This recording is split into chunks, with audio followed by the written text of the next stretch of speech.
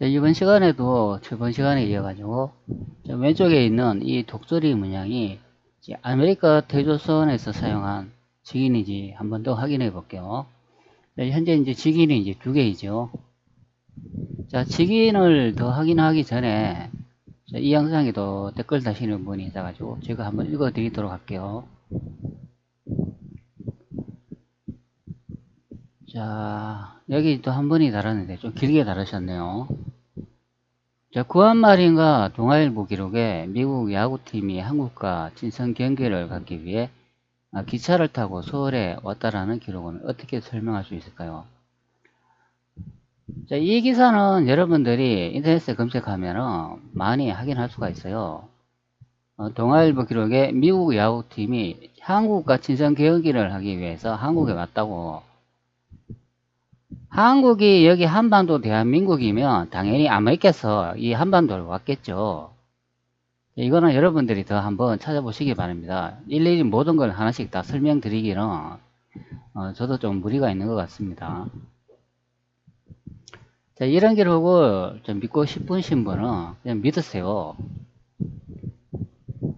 제가 아무리 아니라고 이야기해봐도 여러분들이 제 말을 믿겠습니까? 자, 저도 저 아메리카 대조선의 사람들의 주장을 100% 확인할 수는 없다고 해도 어느 정도는 숙이 가는 점이 있습니다. 구한마을 강화도를 기록한 프랑스의 기록을 찾아보시면 강화도가 지금의 강화도가 아니라 미국 어느 지역 그리고 있습니다. 자, 이번은 이제 강화도가 이제 미국이라고 설명을 하고 그것이 아메리카다 설명하시는 부분이 됩니다. 그런데 강화도가 한반도이거나 아니면 강화도가 중국 대륙이라고 이렇게 보면은 아메리카가 아닌 경우가 되죠. 그러면은 미국 야구팀이 한국에 왔다는 거는 여기에 있는 이 강화도에 왔다는 말입니다. 제가 보기에는 강화도가 두 군데 있는 것 같아요. 대륙하고 한반도 강화도가 있는데 이 대륙의 이렇게 역사를 좀 조사해 보면 이 고려의 역사에 관한 그런 내용의 강화도가 나옵니다. 근데 대륙 역사를 한반도로 이식시킴으로 해서 또 한반도에 또 강화도가 또 있는 것 같아요. 아니면 원래부터 한반도에도 강화도가 있었는데 대륙의 고려의 역사를 한반도 이식하기 쉬웠다, 그런 의미가 됩니다. 왜 그런가 하면 같은 지명이 있기 때문에 그렇습니다. 결국 우리 역사를 찾는다는 것은 퍼즐을 누가 얼마만큼 정확하게 맞추냐 하는 것 같습니다. 조각조각 찢어진 역사를 말입니다. 그러기 위해서는 자신만의 주장을 고집할 것이 아니라 나와 배척점에 있는 사람들의 의견을 들어봐야 합니다. 단순히 책에 기록된 것만 가지고 이것이 맞다 틀리다 하고 말하는 것은 그렇큰 모순이라고 생각됩니다. 올바른 역사를 찾기 위해서 역사, 지리, 언어, 전문, 풍속 등 모든 것을 맞추어 봐야 합니다. 한 개인 혼자서 그 모든 것을 할 수 없습니다. 이의 뜻을 같이 하는 사람들이 모여서 함께 머리를 맞대고 퍼즐을 풀어가야 합니다. 그런 후에 진정한 역사를 찾을 수 있을 것입니다. 자, 여기 보면은 자신만의 주장을 고집할 것이 아니다, 이렇게 설명을 합니다. 그런데 저는 아메리카 대조선 내용을 보면은 전혀 하나도 맞지 않기 때문에 뭔가 하나 아니면 두 개라도 맞아야 제가 거기에 좋은 이야기를 할 텐데 전혀 맞지를 않으니까 저는 좋게 이야기를 할 수가 없어요. 이거는 자신만의 주장을 고집하는 게 아니라요, 제가 여러분들한테 아메리카 대조선에 관한 그런 이야기를 몇 편을 올렸지 않습니까? 아니, 영국의 그 바다에서 그 싸운 해전을 갖고 도대체 아메리카에 설명하고 이러면 되겠습니까? 그리고 부산도 이 한반도에 있는 이 부산이 맞는데 그것도 또 아메리카에 갖다 놓고 설명을 하고 전혀 맞지 않는 설명을 하기 때문에 믿을 수가 없다, 그런 의미가 됩니다. 이거는 자신만을 고집하는 것이 아니라 전혀 자료 설명이 전혀 맞지 않기 때문에 불신이 생긴다, 그런 의미가 되겠습니다. 그리고 역사라는 게 한 개인 혼자만으로서 이제 찾을 수 없고 모든 것을 다 해결할 수 없기 때문에 뜻과 마음이 맞는 사람들이 같이 뭉쳐가지고 잊어버린 역사를 찾아야 된다, 이제 그렇게 설명하시는데요. 그러나 저는 아메리카 대조선 그분들하고 저하고는 뜻이 맞지 않아요. 저는 중국하고 한반도를 주장하는 사람이지 아메리카를 주장하지는 않아요. 단지 아메리카는 예전에 이제 무상 중국이 있었으니까 고대에 우리 민족이 정통적인 중국인이라면 그 부상 중국에 아메리카 지명이 있는 것으로 그렇게 보면 아메리카가 우리 대한민국의 땅의 일부라고 이렇게 주장하는 것 뿐이에요. 아메리카가 그 조선에 있었다는 이야기가 아닙니다. 자, 그렇기 때문에 우리가 정통적인 중국인이라고 할 때 중화인민공화국의 그 역사 기록에 보면은 그 부상 중국이 내용이 있잖아요. 그 부상 중국은 예전에 제가 지도로 한번 표시를 해줬잖아요. 그 위치가 있습니다. 사실 부상 중국도 중국 대륙의 동쪽에 바다에도 부상 중국이 하나 있어요. 그리고 아메리카도 부상 중국이 있다. 제가 보기에는 부상 중국이 두 군데 있다. 저는 이제 그렇게 확인한 바가 되겠습니다. 그리고 미국 야구팀이 이 한국 친선 경기를 하기 위해서 기차를 타고 서울에 왔다. 이렇게 설명을 하는데요.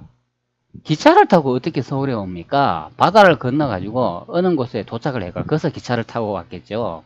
아메리카에서 한반도까지는 이 중간에 태평양이 있는데 어떻게 기차를 타고 옵니까? 그리고 베링에도 보면 끊어져 있는데 거기 기차가 있나요? 미국 야구팀이 한국과 친선 경기를 갖기 위해서 기차를 타고 서울에 온다. 이렇게 문장이 기록이 되고 쓰니까 그러면 이거는 한국 구역이다. 그 아메리카 땅 같으면은 이 하나로 다 연결이 됐으니까 그게 가능하다 이제 그래 보는 거죠. 근데 이 미국 팀이 한반도 어느 지역에 이렇게 도착을 했다 그러면 거기서 이 야구팀 있는 데까지 이렇게 왔다 그러면 그것도 기차가 타고 이제 올 수 있다 이제 그런 의미죠. 여기서 이제 중요한 게 뭐냐면은 그러면 조선이라는 그 위치가 어디였는가 그것을 밝혀내야 된다 그런 의미죠. 그러면은 이게 뭐 한반도인가 뭐 대륙인가 뭐 아메리카인가. 자, 아래쪽에는 이번은 앞전에 읽어준 댓글 내용이니까 생략하도록 할게요. 제가 이제 두 번째 올린 영상에도 이제 댓글 다시는 부분이 있어가지고 이것도 소개해 드릴게요. 자, 이니셜 MS랑 몇 개의 개별 단어가 되어 있는 것을 너무 기니까 그 단어들이 앞글자만 따서 전체를 암시하는 것이지 한 단어의 이니셜의 의미가 안 통한 것 같습니다. 다른 사람들이 역사의 진실을 찾으려고 노력하면 무조건 부정하지 말고 내가 모든 왜곡된 역사도 있을 수 있다는 생각으로 접근해야지 본인의 두리뭉실한 추측과 가정으로만 이야기하고 증거도 도출하지 못하는 과정에 터무니없다는 식은 좀 더 생각해 봐야 할 것입니다. 여러분들이 제가 아메리카의 대조선이 없다는 그 몇 편의 영상을 올렸지만 여러분들이 그 영상을 시청하시고 과연 터무니가 없었나요? 자, 그래서 현재도 여기 위쪽에 있는 이 독수리의 이제 직인이 과연 아메리카 대조선 미국에서 사용했는 것인가 한 번 더 확인해 본다 그런 의미가 되겠습니다. 자, 그리고 아래쪽에 또 댓글 다신 분이 있는데, 여기도 뭐라 댓글 다시 봅시다. 여기 MS에서 이제 정의를 이제 다셨네요. 이게 이제 형용사형이라고 하고, 이런 단어가 있는데, 그러니까 이제 고문사라는 뜻이다. 이제 그런 의미가 됩니다.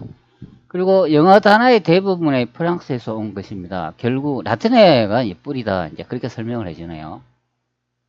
자, 그러니까 좀 미국에서 사용하는 그 문자나 뭐 프랑스나 영국에서 사용하는 문자들이 이게 다 비슷하게 생겼다. 뿌리가 뭐 라틴어라고 이렇게 설명을 하시네요. 자, 나폴레옹 3세 때 프랑스 제국 도서관의 직인입니다. 이게 현재 이제 국립도서관이라고 하네요. 뭐 나폴레옹 3세 때 뭐 사용했는 그거는 이제 모르겠습니다. 그 병인 양료가 나폴레옹 3세 때 이제 발생했다. 이렇게 설명을 하네요. 그리고 아래쪽에 또 문장을 다시 했는데 이게 이제 프랑스 왕립 도서관이다. 이제 그런 의미가 됩니다.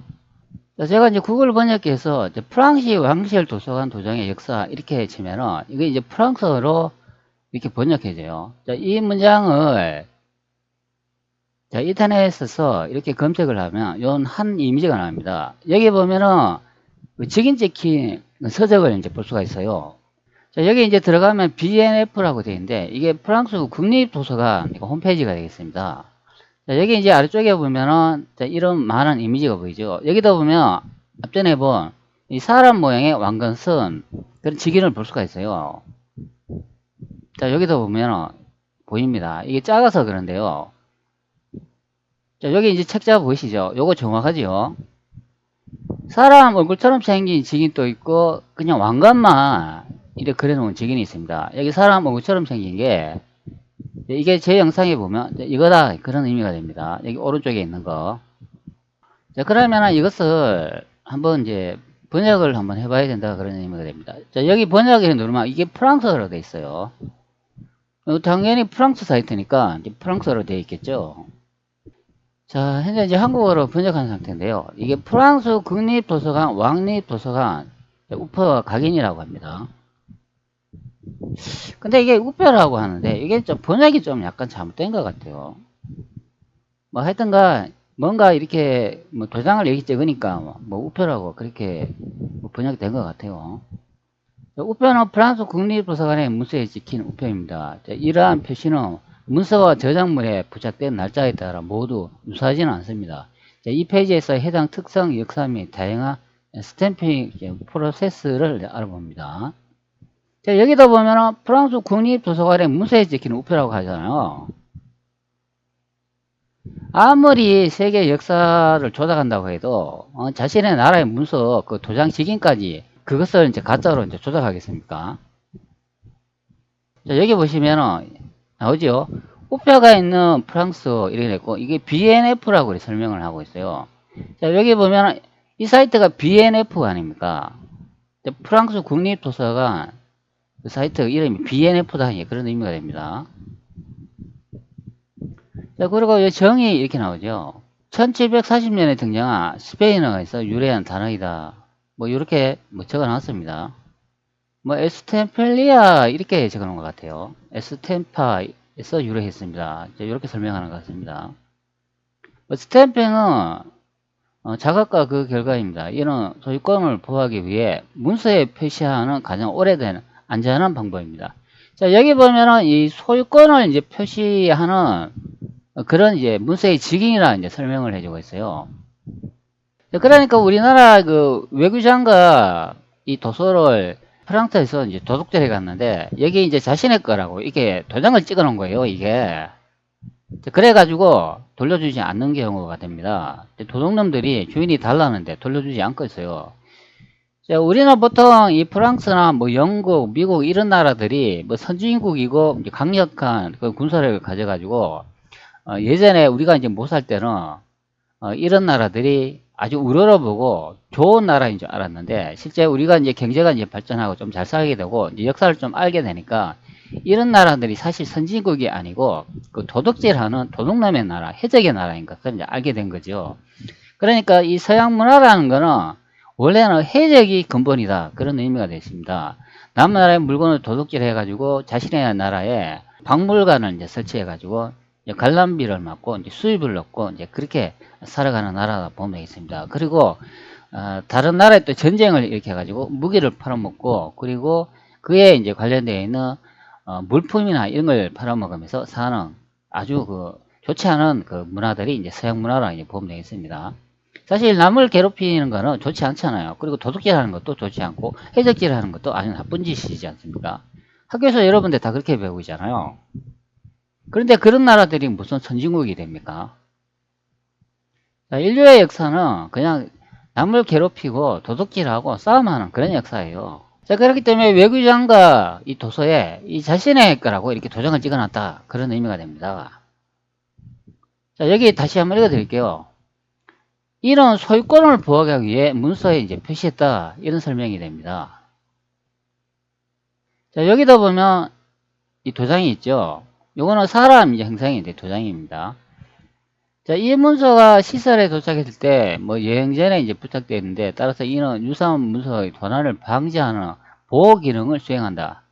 프랑스 국립도서가 컬렉션에는 모든 매체에 스탬프, 소유권 표시가 있다. 그 스탬프라니까 이 도장입니다, 도장. 우리는 직인이라고 이야기하죠. 요즘 말로는 도장이라고 하고, 이제는 직인이라 이제 그렇게 말했죠. 자, 그리고 이거 BNF는 매년 납본, 이수, 기부 또는 교환을 통해 컬렉션이 들어가는 모든 유형에 거의 32만 개에 달하는 문서에 스탬프를 찍거나 표시합니다. BNF, 프랑스 국립도서관 그 약칭이 되겠습니다. 자, 그리고 역사 이런 거 나오죠. 문서에 스탬프를 찍은 일은 17세기에 시작되어 있다. 이렇게 합니다. 17세기면 1600년도부터 이제 시작했던 그런 설명이 됩니다. 스탬프 영역은 기관, 문서 및 관행에 따라 다릅니다. 17세기부터 1724년까지 국왕의 도서관이 이렇게 이제 관리를 했는데 책 제목 이제 페이지의 왼쪽 하단에 이제 배치했습니다. 그때는 여기에 있는 것처럼 여기 왼쪽 하단에 이렇게 스탬프를 이제 찍었다, 도장을 찍었다 그런 설명이 됩니다. 그런데 위쪽에 보면은 요거는 뭐 요 중간에 이렇게 적혀 있고 그리고 요것도 뭐 같은 거지요. 여기 이제 아래도 이제 내용이 있는데 현대적인 우표 시대는 7월 군주제 시대부터 시작됐다. 부서에 대한 간략한 언급이 나타나고 책의 특정 위치에 우표를 부착하는 일이 널리 퍼지며 혁명 이후로 악화된 엄청난 지연이 발생한 것은 바로 이 때문이다. 현재 스탬프의 중요성은 1833년 3월 26일 도서관 규정에 다음과 같은 특별 조항이 살펴온 것으로 입증된다. 모든 책, 원고, 음악작품, 인쇄물, 그리고 지도 왕립 도서관에 들어가는 문서에 가능한 한 빨리 도장을 찍어야 한다. 왕립 도서관 정권이 되어 있습니다. 자, 여기 보면은 왕립 도서관 되어 있잖아요.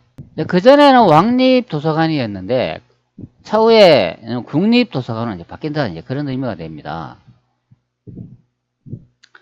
자, 여기에 이제 이미지가 보이는데, 이게 이제 앞전에 본 이미지요. 여기 왼쪽에도 보면 왕관이 있고, 오른쪽에는 사람 얼굴 행상을 한 그런 이제 도장이 있어요. 앞전에 제 영상에서 본, 이 오른쪽에 있는 도장이 되겠습니다. 1792년부터 1804년까지 왕립도서관은 국립도서관이 되었고, 1805년부터 1815년까지 1852년부터는 1870년도까지는 제국도서관이 되었습니다. 자, 여기 보면 1852년부터 1870년도까지 이제 제국도서관이 되었다. 이 설명을 하잖아요. 이게 그 병인양요 아닙니까? 이게 1866년에 이때 이제 해당하잖아요. 1852년부터 1870년도까지 이게 제국 도서관이다 이렇게 설명되었으니까 그러니까 제 영상을 보면은 이게 왼쪽 편에 독수리 문양 이게 이제 제국 도서관이다 이제 그런 의미가 됩니다. 그 당시에는 이제 제국 시대 아닙니까? 그래서 이제 제국 도서관이라고 이렇게 말하는 것 같아요. 이게 나중에 현대로 이제 오면서 국립 도서관으로 또 바뀐다든지 그런 설명도 되겠죠.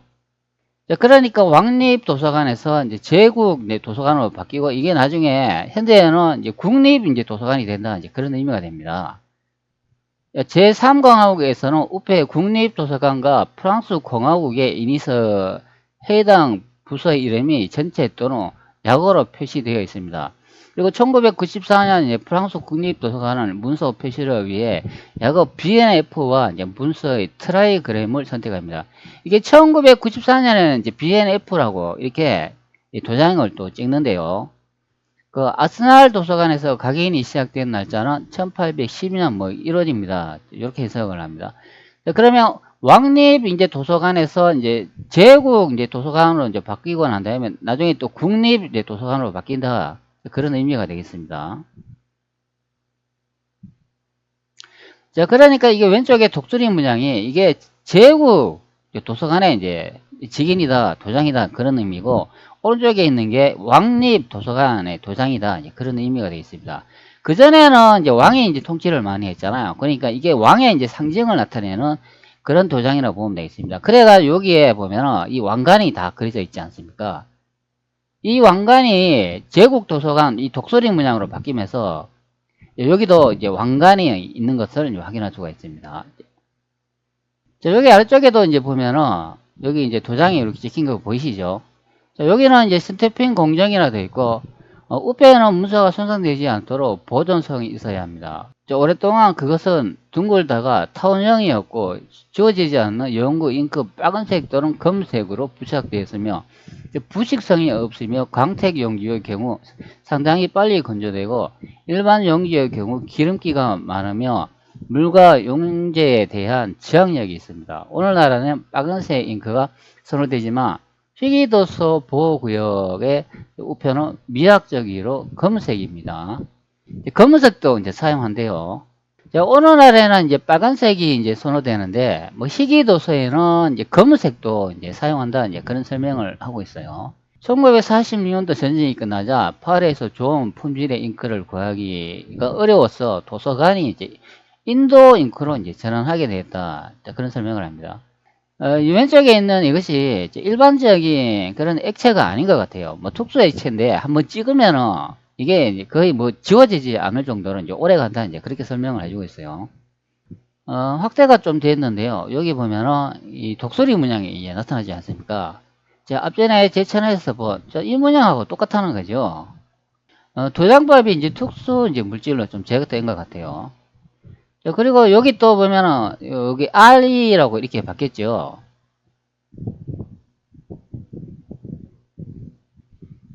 이제 한번 봅시다. 자, 여기 이제 RE 이제 이렇게 이제 바뀌었다, 이제 그런 의미가 됩니다. 현대는 이제 이런 식으로 이제 찍는다, 그런 의미가 되겠습니다. 자, 그리고 위쪽에 이렇게 보니까 이 도장에 이 BNF라고 이렇게 적혀 있네요. 스탬핑 여기 BNF, 프랑스 국립도서관이라고, 현대는 이제 이렇게 이제 바뀌었다, 이제 그런 설명이 되겠습니다. 자, 그리고 이제 병인 양료가 이제 1866년 고종 3년 뭐 흥성대원의 천주교 탄압에 대한 보복으로 이제 프랑스 우리 강화도에 진입한 사건이다, 이 설명합니다. 자, 여기 이제 강화도라는 이런 내용이 나오잖아요. 그러면 이때는 강화도가 어디였는가 뭐 한번 확인을 해야 되는데, 프랑스군이 이제 강화도에 이제 들어왔다고 하잖아요. 보통 이제 병인 양료를 이제 검색을 하면은 뭐 이런 이미지 하고 뭐 이런 이미지를 이제 볼 수가 있어요. 현재 선택하니까 이미지가 나오지가 않네요. 자, 그런데 여기 이제 지도 한 장이 보이잖아요. 여기 뭐라고 되어 있습니까? 이게 1871년 강화도 한미전쟁이라고 합니다. 그 1871년 강화도 이제 한미전쟁은 이거 한국하고 이제 미국하고 이제 전쟁했는데, 그 지역이 이제 강화도다, 이제 그런 설명이 됩니다. 자, 그러면 이거는 신미양요가 되겠습니다. 미국하고 우리 그 한국하고 싸운 내용이 이제 신미양요다, 그래 보면 되겠습니다. 그리고 프랑스하고 우리 한국하고 싸운 것은 병이양요다, 이제 그런 설명인데, 이 사이트에 한번 들어가 보도록 할게요. 자, 현재 사이트에 들어왔는데요. 1871년도 강화도 한미전쟁 그 참전 미군의 기록이라고 되어 있습니다. 자, 구역길라는 미국의 비즈니스를 위한 전쟁은 더 이상 하고 싶지 않소. 참전 미해병 대원 딜턴이라는 사람이 남긴 그런 말이라고 합니다. 자, 여기에 보면 이제 같은 그림을 이제 볼 수가 있는데, 이게 작전도라고 이렇게 되어 있어요. 자, 미군 작전 강화도 전투 기록인데, 자, 이렇게 설명을 하고 있습니다. 뭐 당연히 이 지도는 이제 분석을 해보면, 자, 이거는 그 한반도 이미지가 됩니다. 자, 왜 그러냐면 이 병인 양요를 이렇게 이 지도를 보면은 이 대부분 여기 이제 한반도를 이제 다 설명을 하고 있어요. 자, 미리 보기가 현재 안 나오고 있는데, 자, 그러면 한번 사이트에 한번 들어가 보도록 할게요. 자, 병인 양요를 이렇게 보면은 뭐 이런 이미지 보이고, 여기 강화성이라고 되어 있고, 그리고 문수산성, 뭐 덕포진, 정족산성 이런 게 나오는데, 여기 이제 광화성이라고 하는 이 지점에서 이제 발생했다고 하는 내용입니다. 뭐 프랑스 해병이나 미군 해병이 이렇게 타고 들어와 가지고 이런 식으로 이제 서울에 이제 한강으로 이제 들어갔다, 이제 그런 설명이 되는 거예요. 대부분 다 이렇게 설명을 합니다. 현재 한반도 이제 지도 아닙니까? 뭐 이걸 이제 확대를 해보면 바로 요 지점이다, 이제 그런 의미가 됩니다.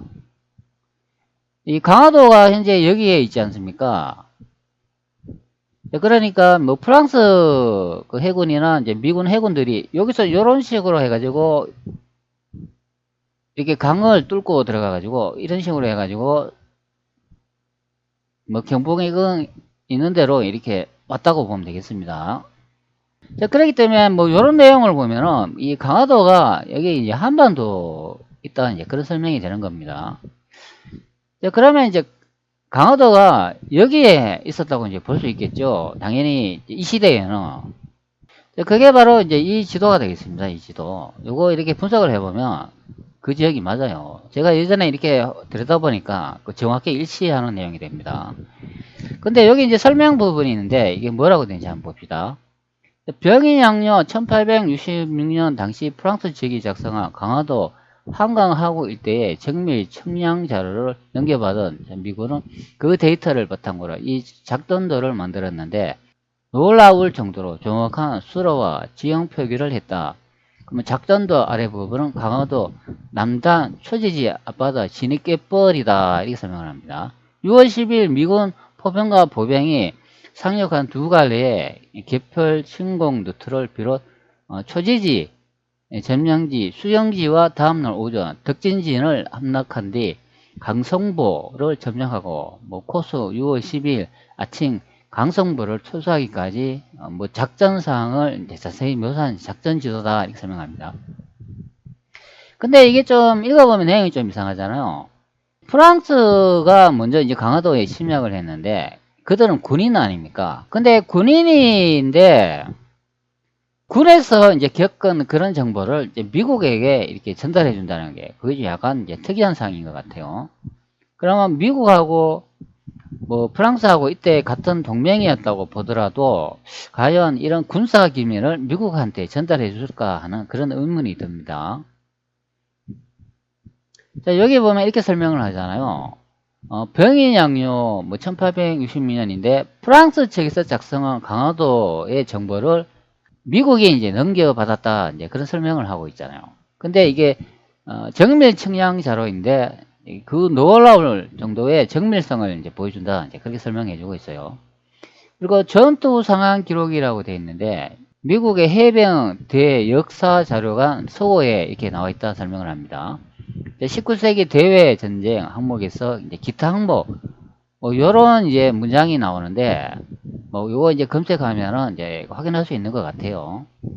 그리고 거기에는 신미양요를 한국 원정 탐사라 이제 기록하고 있는데 광화전쟁이란 제목의 참전 미군 전투일지도 포함되어 있다. 그 내용을 여기에 소개한다. 이렇게 설명을 합니다. 그러면 이렇게 이제 자세한 내용이 있다면은 이거는 한반도에서 이제 벌어졌다고 밖에 말할 수 없다 이제 그런 의미가 됩니다. 그러면은 강화도가 여기에 이제 한반도 이 지역이 이제 맞다라고 이제 볼 수밖에 없다 이제 그런 의미가 됩니다. 자, 여기 제가 이제 강화도라고 적어 놨잖아요. 그리고 여기가 이제 서울 경복궁에 있는 위치가 아니겠습니까? 자, 여기 아래쪽에 보면은 한국 원정 1871년 강화전쟁이라고 되어 있고 요런 식의 이제 책자가 있는 것 같아요. 강화도 침공이라고 이렇게 이제 이미지도 있는 것 같습니다. 6월 10일 초지진 및 해변으로 12파운드 야포를 견인하고 있는 미군 포병이라고 이렇게 설명을 해주고 있어요. 자, 또 다른 이미지를 보면 또 이런 것도 확인할 수가 있죠. 이것도 보면은 이렇게 설명을 하잖아요. 신미양요라고 설명합니다. 미국이 이 강화도에 이제 침략한 사건이 됩니다. 프랑스의 이제 정보를 이제 바탕으로 해가 정밀 지도를 이용해 가지고 이렇게 침범했다고 하죠. 자, 하퍼스 위클리는 미국 언론입니다. 이렇게 설명을 합니다. 자, 요런 이제 이미지를 볼 수가 있어요. 여기 이제 하얀색 복장이 있는 거 보니까 요거는 이제 한복 같아요. 그리고 미군 병사도 2명 정도 죽은 것으로 이렇게 나오네요. 복장이 요거는 이제 미군 병사 같습니다. 요거는 강성진 내부라 되어 있고, 그리고 아래쪽에 보면은 미군이 점령한 초지지 이렇게 되어 있습니다. 그리고 선박을 이제 볼 수가 있는데, 요런 선박 보면 요거는 완전히 우리나라 전통배 이제 확실한 것 같아요. 복장도 보니까 한복 같습니다.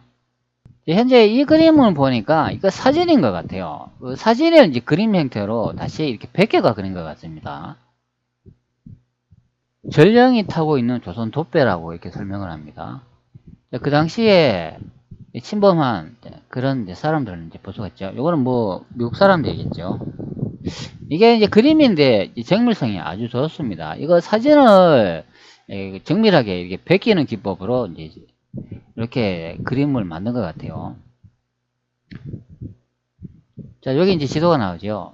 우측 두 번째 사람이 료조스 제독이라고 합니다. 우측에 두 번째.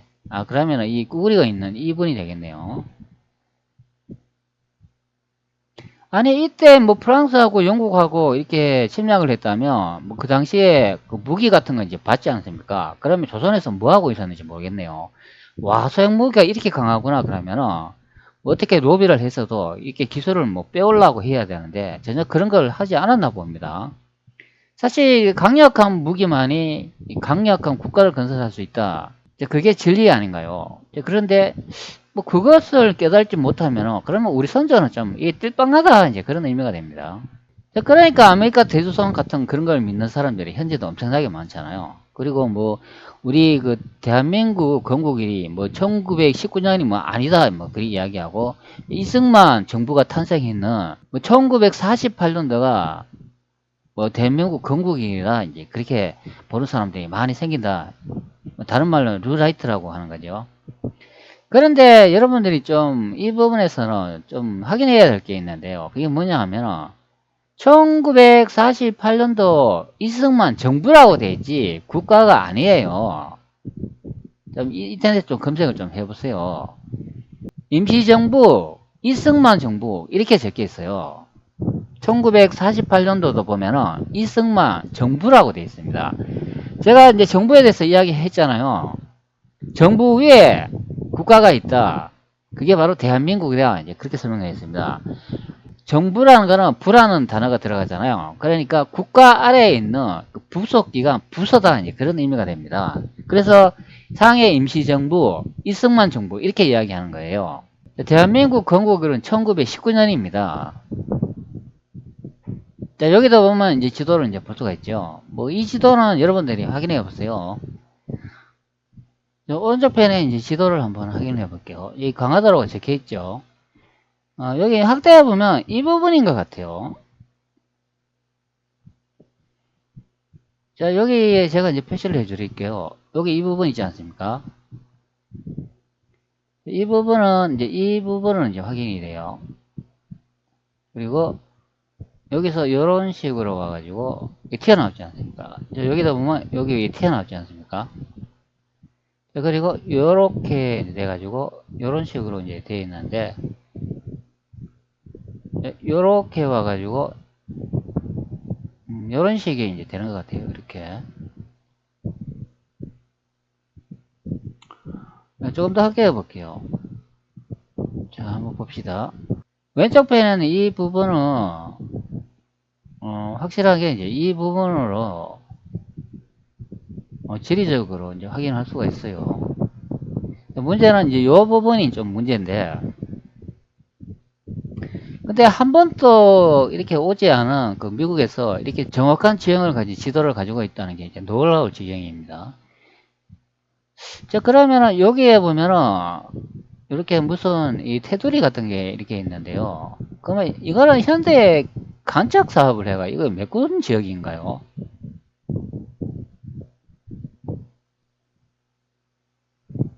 이게 간척 사업이네요. 원래는 이 지역이 이게 뻘 지역인데 여기에 그 흙을 메꿔가지고 이 농토로 이게 만든 것 같아요. 원래는 이렇게 이제 지리적으로 이제 생겨 있는 것 같습니다. 과거에는. 자, 요거 이제 확대를 해보면은 여기에 보면 이 점선으로 이렇게 확인을 시켜주고 있잖아요. 이게 예전에는 뻘이었다는 그런 이야기입니다. 지도로 보면은 현재 이 지역으로 이제 확인이 돼요. 자, 여기서부터 시작해가 이런 식으로 돼 있다. 그런 의미가 됩니다. 그리고 여기 뻘을 이제 표시를 했어요.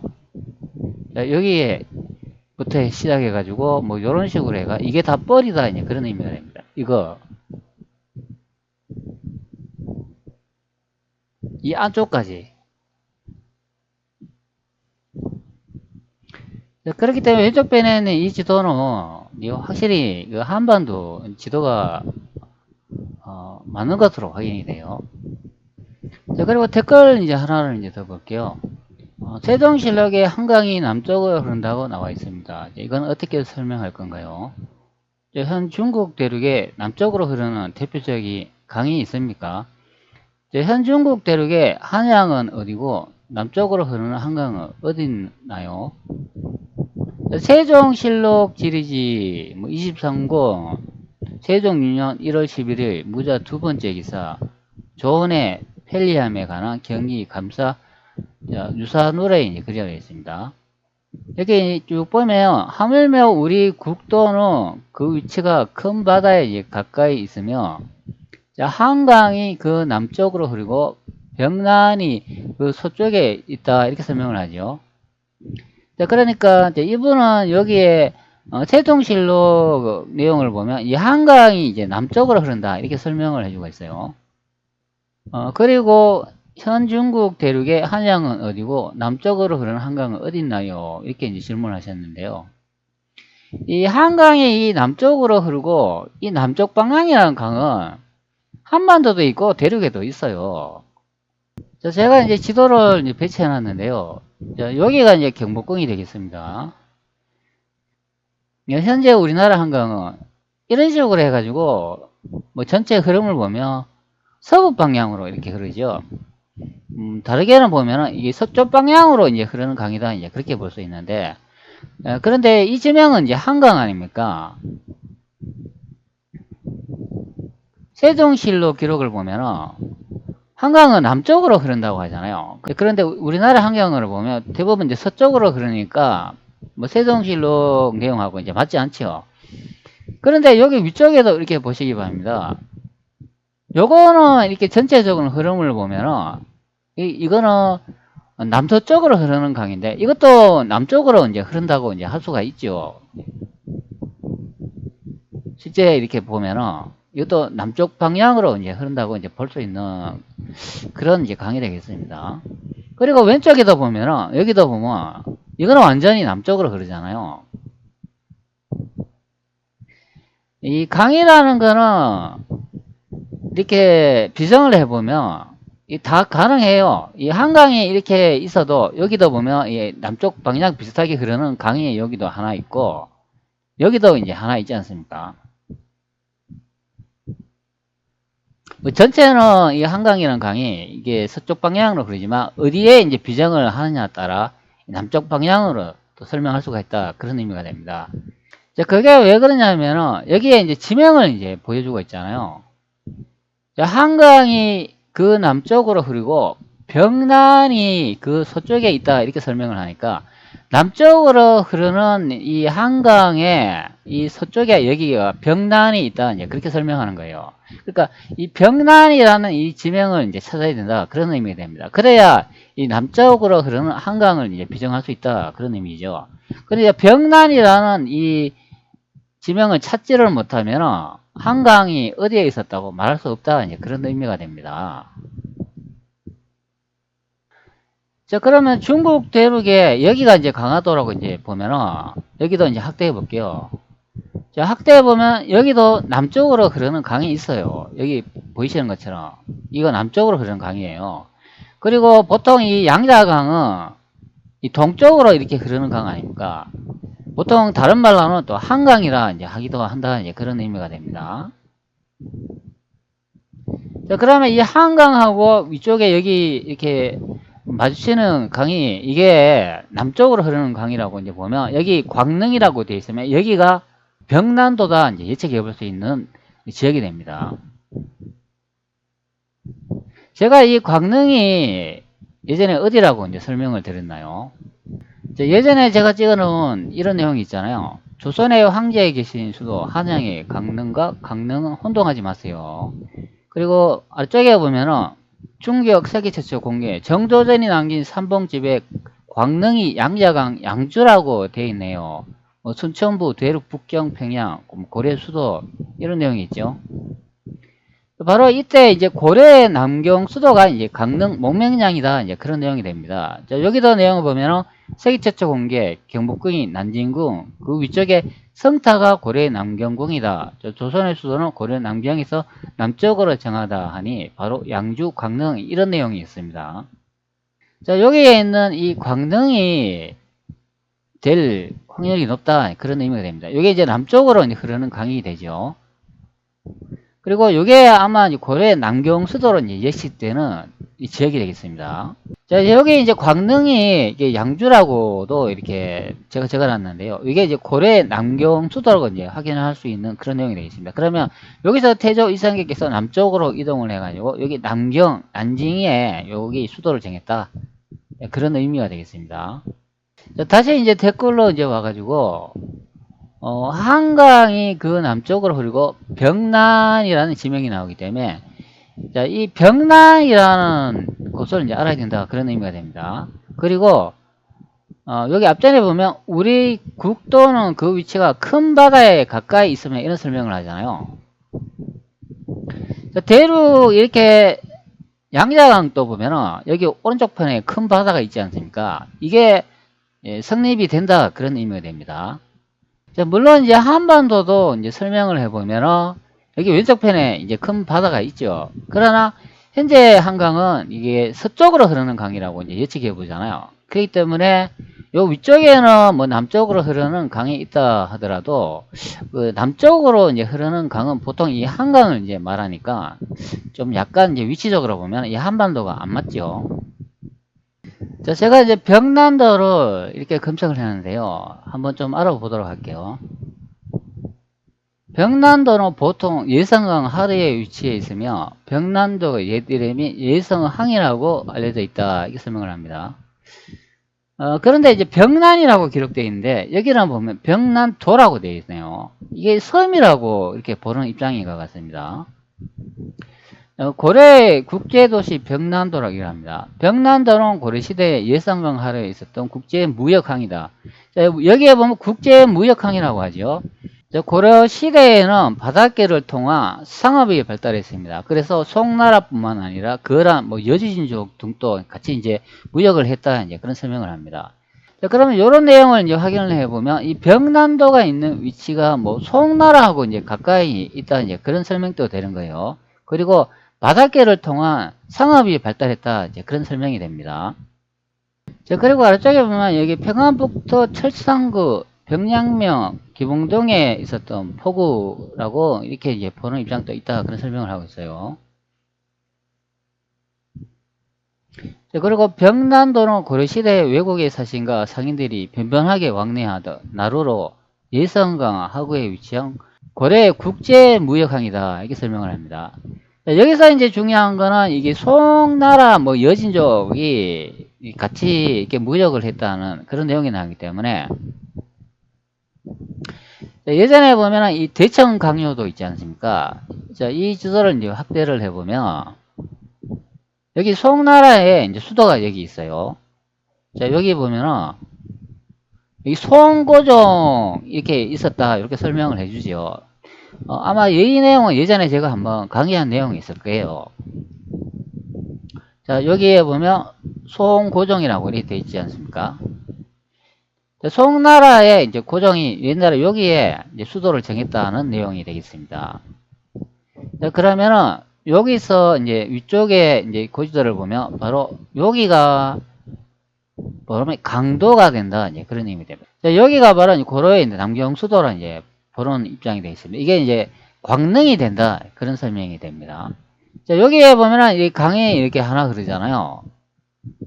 남쪽으로 흐르는 강을 볼 수가 있습니다. 이 양자강하고 같이 이렇게 합세하는 것을 이제 볼 수가 있습니다. 여기 보면 강남이라고 되어 있으니까 태조 이성에게서 도읍을 정한 이 양주가 된다, 그런 설명이 됩니다. 그러면 요 지점을 이제 다 설명하는 내용이다, 그렇게 보는 거죠. 그러면 한강에서 남쪽으로 흐르는 왼쪽 편에 병난도가 있다 그러면 여기라고 이제 봐야 된다, 이제 그런 설명이 되는 거죠.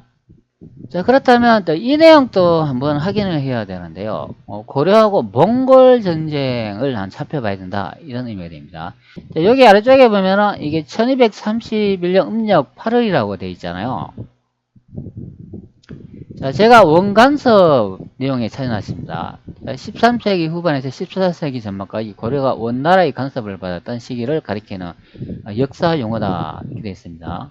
자, 여기 이제 아래쪽에 보면은 이 연대를 볼 수가 있는데, 고려는 1231년 고종 18년부터 몽고의 침략을 받아 약 30년 동안 항전을 벌인 뒤 1259년 고종 46년에 광하야를 맺었고, 이제 그로부터 1356년 공민왕 오전에 공민왕의 반월 운동이 성공할 때까지 원에 이제 간섭을 받았다. 이런 내용을 확인할 수가 있죠.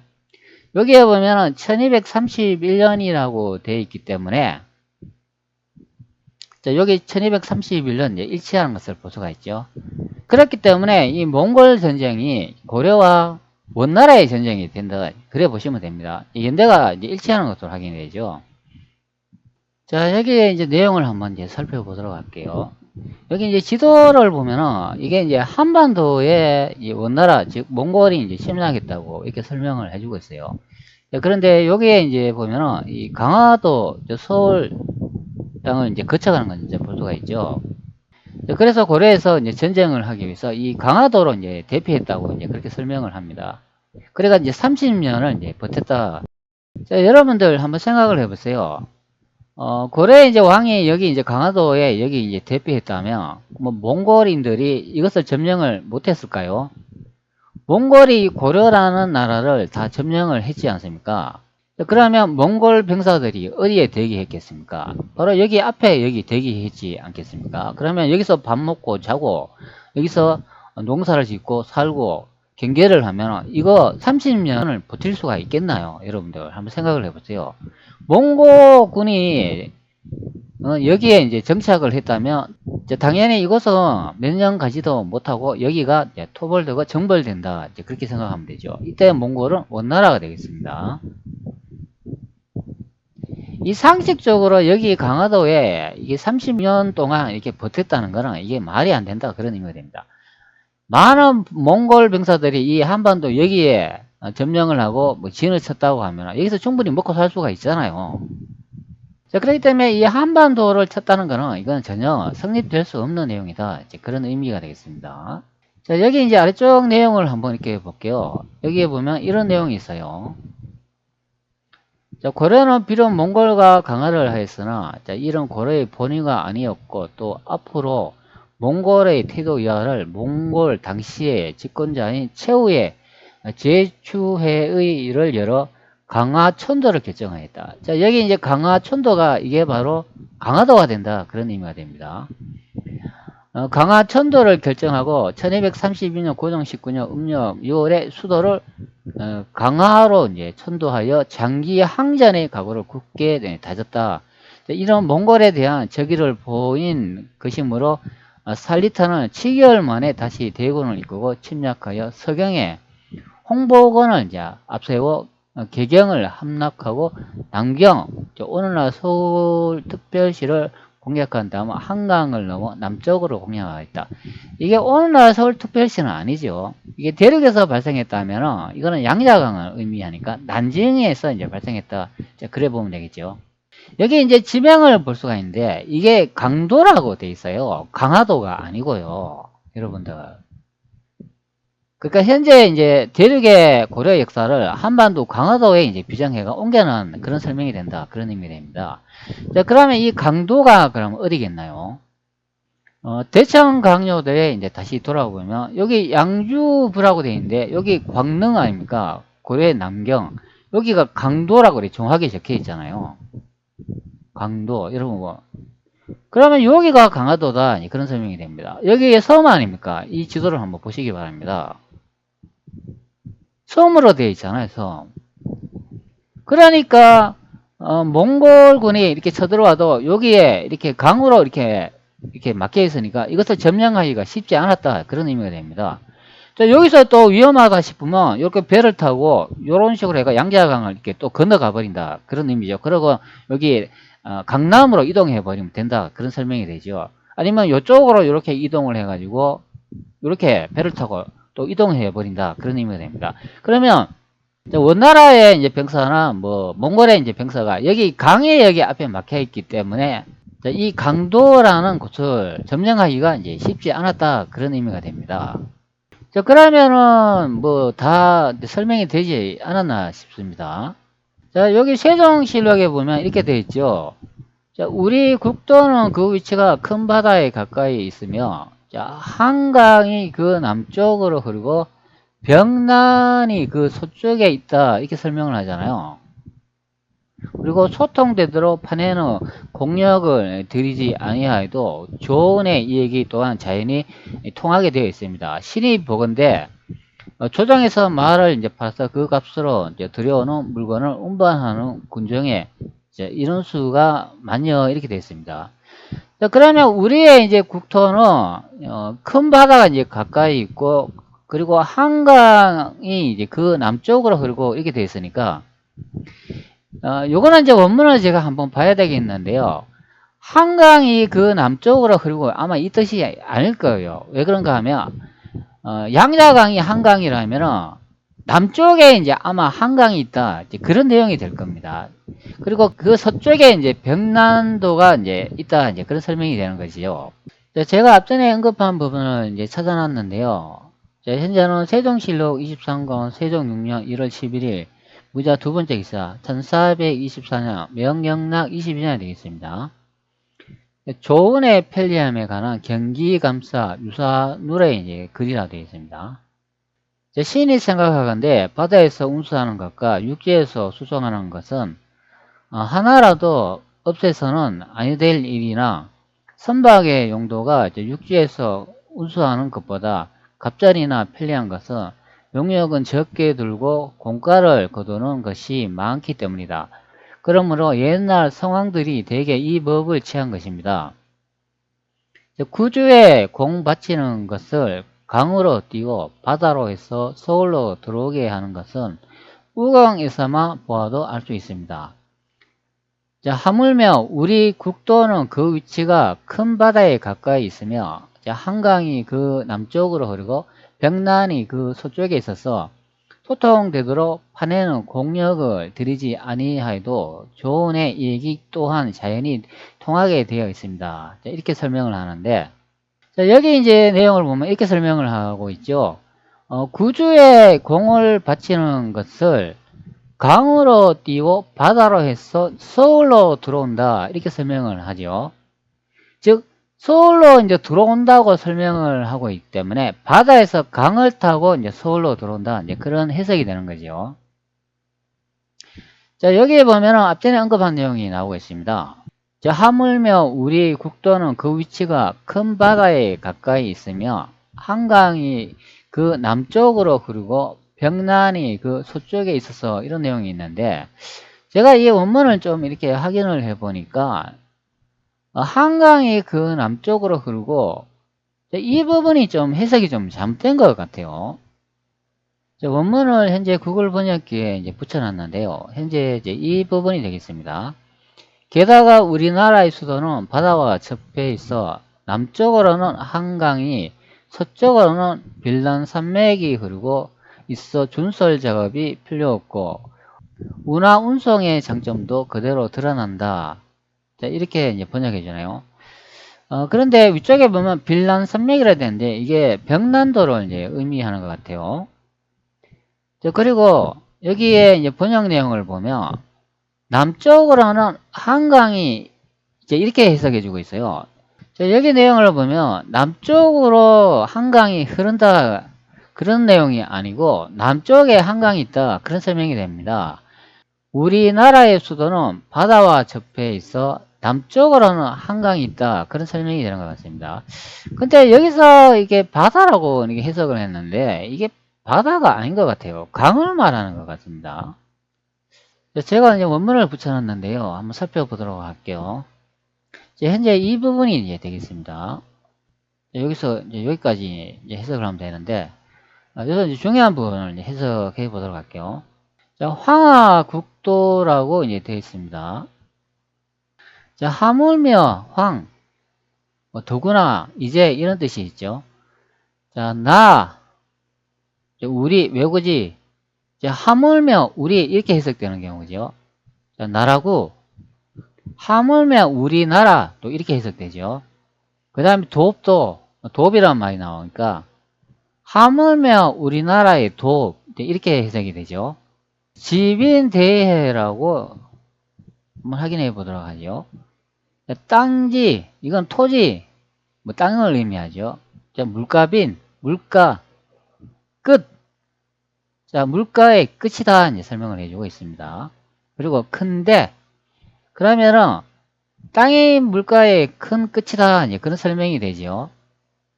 그리고 앞쪽에는 바다해라는 말이 나옵니다. 그러면 이거는 뭐 대 이렇게 해석이 되죠. 그러면 큰 바다 이제 그런 의미죠. 땅이 큰 바다의 물가에 있다. 그런 설명이 되는 겁니다. 자, 그러면 이 땅이 어디를 말하겠습니까? 황하국도라고 하지 않습니까? 우리의 땅과 도읍이 큰 바다의 물가에 있다. 그런 설명이 되는 거죠. 한강 경기남이라고 되어 있는데 이것이 이제 중요하다. 그런 의미가 됩니다. 한수한, 강강. 여기서는 이제 한강이라고 하면은 강의 지명이 되겠죠. 그 다음에 날경, 뭐 세로, 길, 조리, 뭐 도로 이런 내용이 있습니다.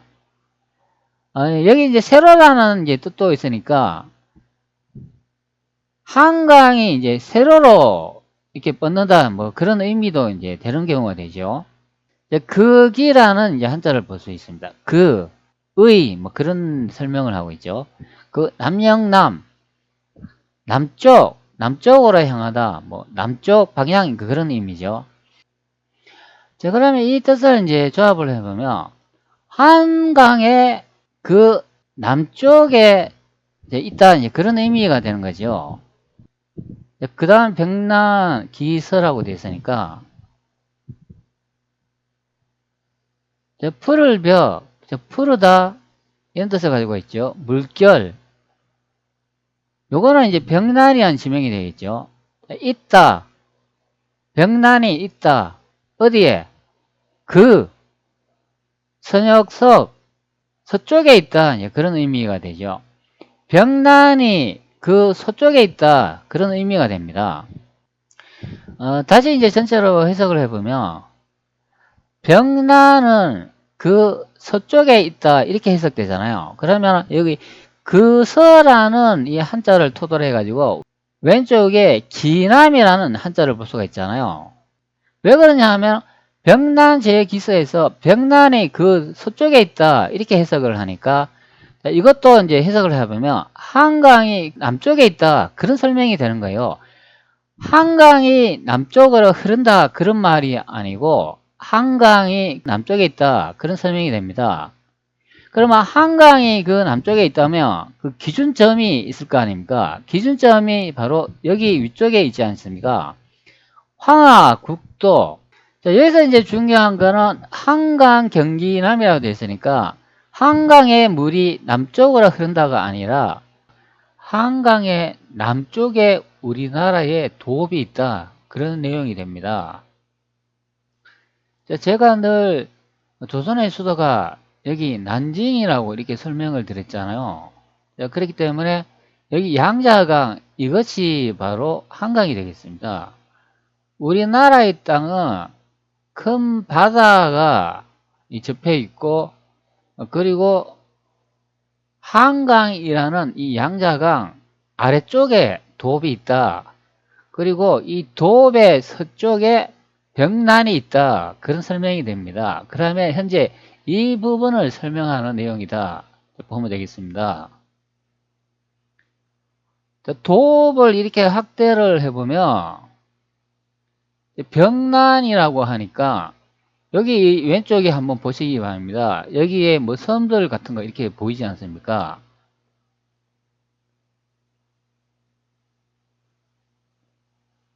여기가 바로 이제 병난도다 이제 그런 설명이 되는 것입니다. 그리고 여기 제가 남경이라고 이 난정을 이제 써놨는데요. 여기가 바로 이제 조선의 수도가 되겠습니다.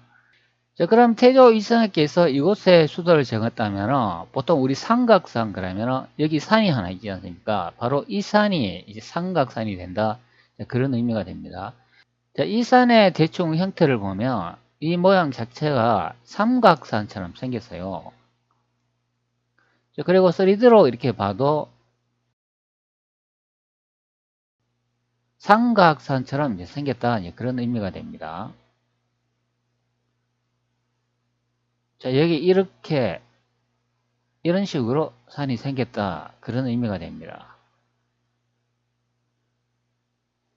조선의 수도가 여기 난징으로 이제 밝혀졌기 때문에 고려의 남경수로는 여기 광릉, 양주가 되어야 된다. 그런 의미가 됩니다.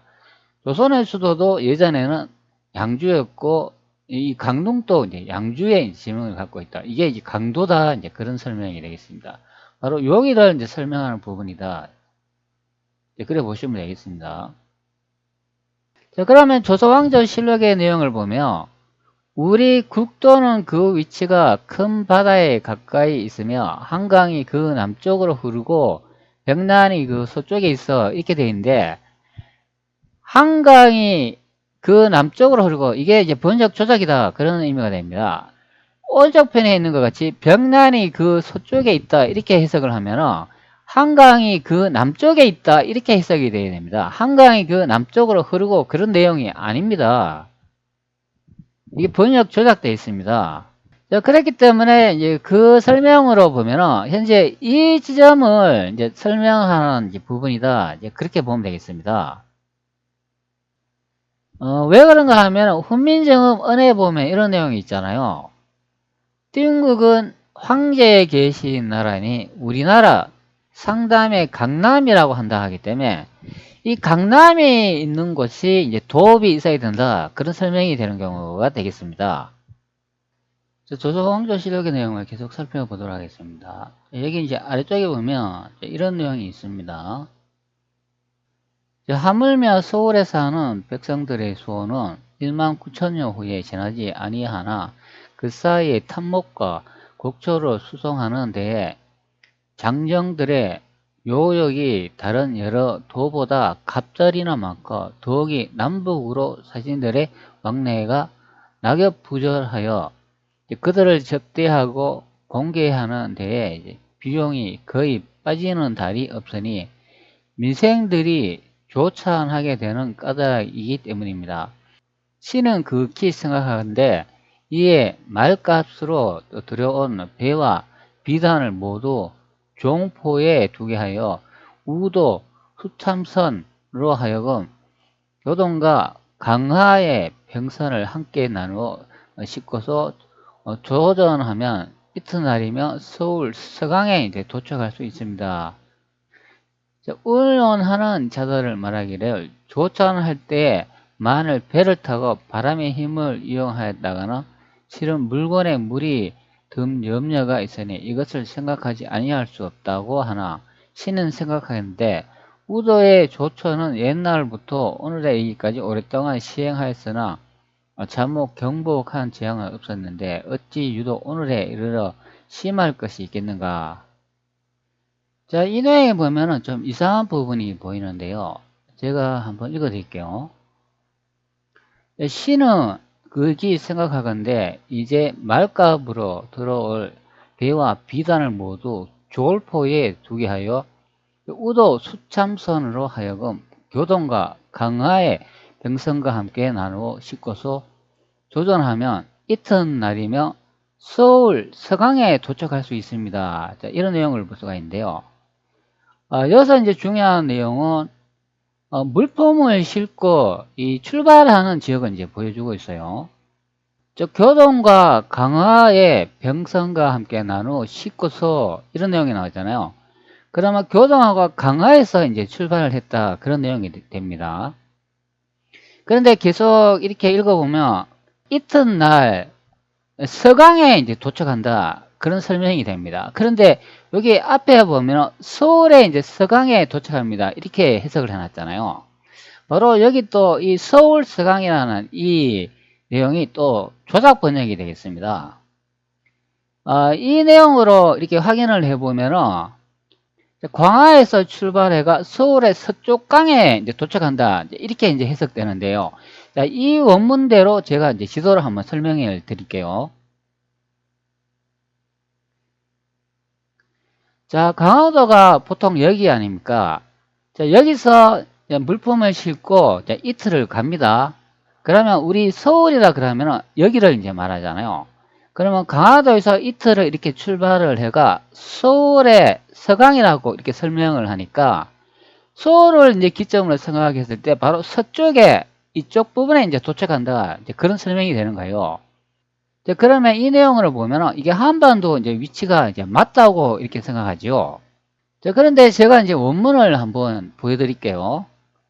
광화병성 분죄조전이라고 되어 있습니다. 요거는 제가 해석하지 않겠습니다. 여기 뭐 광화라는 말이 나오니까 말 그대로 광화의 이제 병선에서 이제 물품을 실어 간다 이제 그런 의미가 됩니다.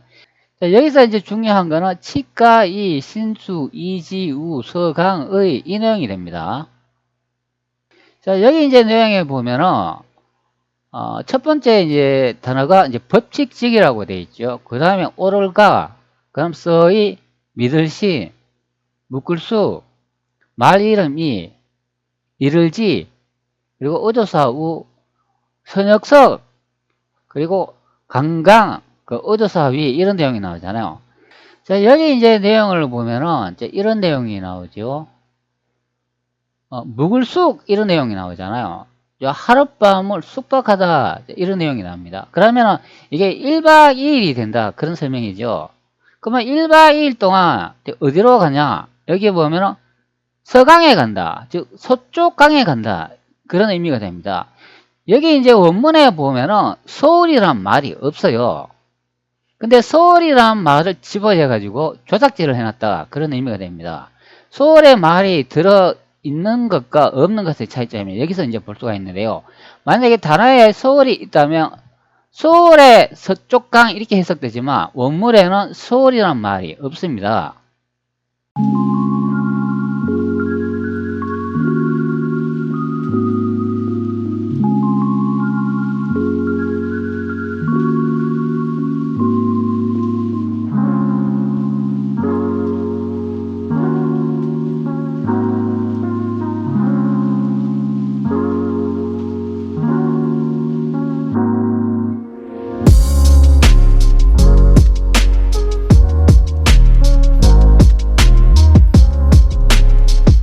그러면 조선왕조실록은 여기가 서울인지 어떻게 아냐? 여기에 위쪽에 내용이 나오잖아요. 경기라고 이렇게 나오지 않습니까? 여기 원문을 보면 경기 나오죠. 한자의 원문을 보도록 할게요. 여기 경기감사라고 이런 말이 나오기 때문에 여기가 서울 지역인 것을 알 수가 있습니다. 자, 그러면 이 내용이 이제 번역 조작됐다는 걸 알 수가 있습니다. 여기에 이틀이면 서울 서강에 도착할 수 있습니다. 여기에 서울이라는 단어를 집어해 가지고 한반도에 위치한 것처럼 번역 조작제를 해놨다 그런 의미가 됩니다. 그러면 여기서 중요한 게 뭐냐면 이 강하라는 말이 먼저 나오기 때문에 출발지가 강하가 되고 그 다음에 서쪽으로 간다 그런 의미가 되는 거예요. 자, 그러면 한반도에 이제 강화를 이제 비정하면 어떻게 되냐 하면은, 강화도가 이제 여기 있기 때문에, 여기서 이제 물품을 싣고 이쪽 서쪽으로 간다. 그런 의미가 됩니다. 그런데 실록의 내용에 보면 서강이라고 이야기하잖아요. 그러면 서쪽에 강이 있는 곳으로 간다. 그런 설명인데, 한반도 강화도를 이렇게 설명을 하면 서쪽에 무슨 강이 있습니까? 여기에 이제 바다가 나오지 않습니까? 그렇기 때문에 서울이라는 단어를 집어해 가지고 또 번역 조작질을 해놨다 그런 의미가 되겠습니다. 자, 그러면 이 위치가 어디인가? 자, 대륙 양자강에 현재 이렇게 나와 있어요. 자, 그러면 출발지가 강화 아닙니까? 그러면 여기서 이제 섬이라고 할 수 있는 게 여기에 하나 섬이 이렇게 보이죠? 그전한 게. 그럼 이것을 이제 강화도로 한번 생각을 해봅시다. 자, 여기서 이제 물품을 싣고 서쪽으로 이동을 하면은 이제 이게 바로 서강이 된다. 그런 의미고 계속 가면은 경기도, 서울이 나온다. 그런 의미가 되죠. 그러면은 강화도에서 물품을 실어가지고 조선의 수도, 여기 한양, 서울에 물품을 내려놓는다 그런 의미가 되는 거예요. 그러면 여기 대륙하고 정확하게 일치가 되는 것을 확인할 수가 있습니다. 자, 그러면 제가 여기 섬이 하나 있는데 여기 강화도로 이렇게 제가 지정을 했잖아요. 그러면 이게 강화도가 될 가능성이 있다 그런 의미가 됩니다. 이게 섬이 이게 상당히 커요. 자, 그러니까 이 서울이라는 말을 빼버리고 한번 해석을 해볼게요. 자, 우도 수참선으로 하여금 교동과 강화의 병선과 함께 나누어 싣고서 조전하면 이튿날 서강에 도착할 수 있습니다. 이렇게 해석이 되지요. 그러면 이 위치가 어디겠습니까? 이거 한반도 설명이 아니에요. 대륙 양자강을 설명하는 내용이 됩니다. 그러면 제가 이때까지 주장한 내용이 여기서 이제 확인이 된다. 그런 설명이 되겠습니다. 그렇기 때문에 이 세종실록 지리지의 이제 설명 부분으로 우리나라 이제 학계에서 번역한 내용을 이제 그대로 이제 받아들이기 때문에 이제 이 부분을 한번 설명해 보시라고 그렇게 설명을 하시는데요. 실제 원문을 보면은 한강이 그 남쪽으로 흐르고 이 뜻이 아니고 잘못 번역한 내용을 가지고 들여다 보시니까 이제 이렇게 이제 질문을 하시는 것 같아요. 그렇기 때문에 자신이 원문을 직접 들여다보고 그 뜻이 뭔가 해석을 해야 된다. 그런 의미가 됩니다. 조선왕조 해석 부분이 이게 한강이 그 남쪽으로 흐르고 이렇게 이제 해석을 해보니까 이상한 이제 위치로 이제 비전이 된다. 그런 의미가 됩니다. 그리고 아메리카 대조선 주장하시는 분이 왼쪽에 있는 이 독수리 인장이 뭐 아메리카 대조선 미국에서 사용했는 그 직인이라고 설명을 하는데요. 전혀 아닌 것으로 확인이 됩니다. 1792년부터 1804년까지 왕립 도서관 이런 내용이 나오기 때문에 제 영상에 보면은 여기에 사람 얼굴 형상으로 되어 있는 이거는 왕립 도서관의 직인이 되겠습니다. 그리고 난 다음에 1870년도에 다시 제국 도서관으로 이제 바뀌고 난 다음에 여기 아래쪽에 있는 것처럼 1994년 프랑스 국립도서관으로 다시 바뀐다. 그런 의미가 됩니다. 다시 보면 오른쪽에는 이거는 왕립도서관의 직인이고 왼쪽에 있는 이 독수리는 제국도서관 그 직인이 되겠습니다. 이게 이제 변경됐다 그런 의미죠. 이 같은 이제 프랑스의 이제 직인이 되겠습니다. 그러면 제가 이제 설명을 계속 했는데요. 그러면 과연 이 아메리카 이제 대조선이 이게 맞는 말일까요? 전혀 아닌 것으로 확인됩니다. 그렇기 때문에 우리나라의 잃어버린 역사를 찾는 과정에도 이 해석이 다 다르기 때문에 통합이 안 된다 그런 의미가 되겠습니다. 저는 이 아메리카 대조선 주장하시는 분의 이 해석들을 신뢰할 수가 없어요. 제가 조선왕조실록하고 계속 이렇게 해석을 하면서 이제 설명을 들었지만 실제 이제 고지도로 이제 보면은 여기 양자강 여기를 이제 설명한 부분이다 하는 것을 알 수가 있습니다. 훈민정음 은혜본에 나와 있는 것처럼 등극은 황제 계신 나라이니 우리나라다 상담의 강남이라 한다고 하기 때문에 여기에 정확히 강남이라고 이렇게 적혀 있기 때문에 여기가 태조 이성계께서 나라를 건국하신 수도가 있다 그런 의미고 여기가 바로 예전에는 양주라 불렀다 그런 설명이 됩니다.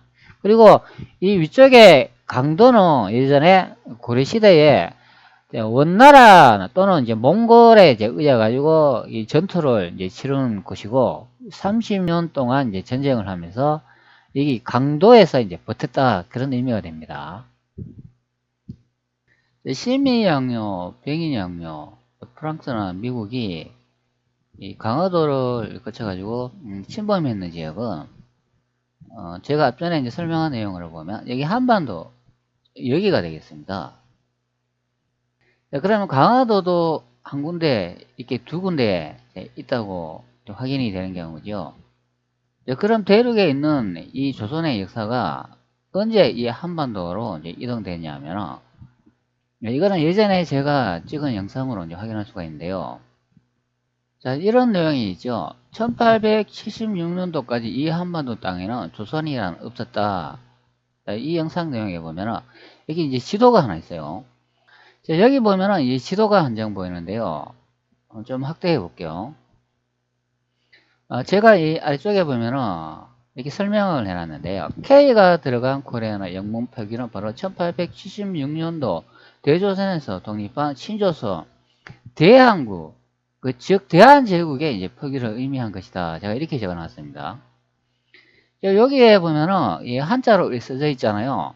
1876년도 이제 조선 독립, 그리고 1895년도는 일본이 점령했다. 이런 설명을 볼 수가 있는데, 그전에는 대륙이 이 청조에 있는데,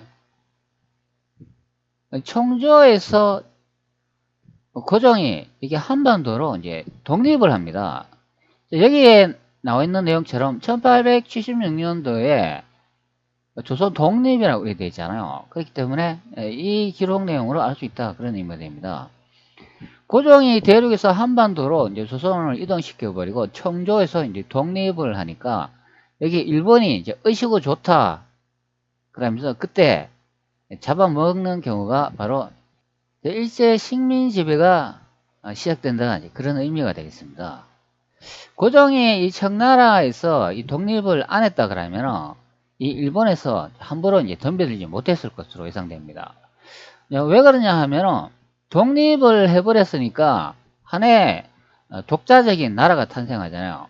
그리고 금방 독립을 해놨디 이 한반도에 정착이 제대로 안 돼가지고 이 무력으로 이제 일본이 점령하기 쉬웠다. 그런 의미가 됩니다. 1895년도 일본이 점령하고 난 다음에 계속 고종을 압박을 하죠. 일본의 개화를 이제 거쳐가지고 국력이 많이 강해지고 이제 잘 사는 걸 보니까 이 독립해 있는 이 조선도 부강하게 이제 잘 살아야겠다 그런 생각을 했겠죠. 그래가 명성황후하고 고종하고 이제 많은 이 돈을 여기에 이제 투입을 합니다. 그래가 뭐 엄청난 그 돈을 이제 퍼부었는데도 나중에 이제 일본에 이제 잡아먹혀가지고 결론은 조선이 이제 멸망하는 경우가 되죠. 그래가지고 나중에 일본이 이 조선 독립하는 것을 잡아먹으니까 그때 이제 명성황후가 이제 청나라에 병역을 요청하지 않습니까? 그래가지고 청이 이렇게 도왔지만 결론은 청일 전쟁에서 이제 패전을 해가지고 청이 이 한반도에서 손을 떼버립니다.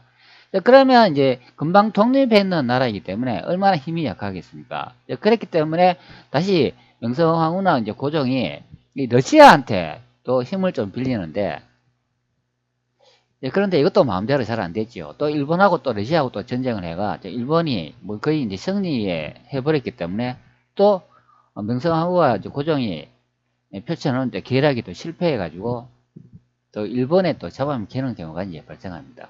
그게 바로 이 독립 1876년에 독립을 이제 기점을 했을 때 다 발생한다. 그래 보면 되겠습니다.